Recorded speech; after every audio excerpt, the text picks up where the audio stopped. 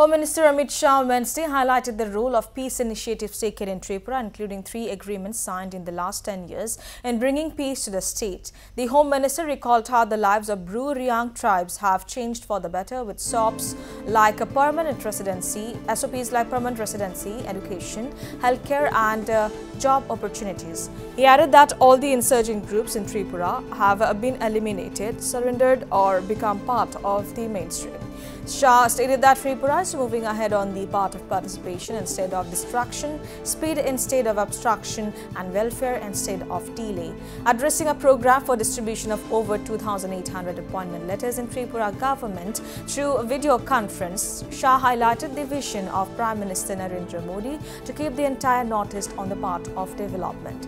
Shah stated that thanks to initiatives taken in the region over the past 10 years, the Northeast, once known for insurgency, infiltration, blockades, drugs, arms smuggling, corruption and ethnic tensions, is now known for development, connectivity, infrastructure, education, investment and the growth of agricultural activities.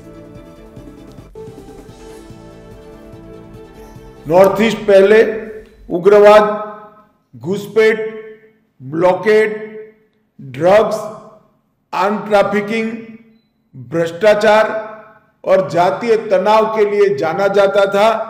आज विकास, connectivity, infrastructure, education, investment और agriculture development के लिए जाना जाता है। त्रिपुरा में भी हमने इस 10 साल में 3 समझौते कर त्रिपुरा की शांति को आगे बढ़ाने का काम किया है। और सबसे बड़ी बात, त्रिपुरा में ब्रू और रियांग जाति के भाइयों बहनों को परमानेंट निवास की जगह देकर शिक्षा की व्यवस्था, स्वास्थ्य की व्यवस्था और रोजगारी देकर उनके जीवन में नया बदलाव हम लाए हैं। मैं आज बहुत फख्र के साथ कह सकता हूं कि त्रिपुरा में एक भी हथियारी ग्रुप आज उपलब्ध नहीं है। सभी लोग सरेंडर कर मेन स्ट्रीम में आ चुके हैं।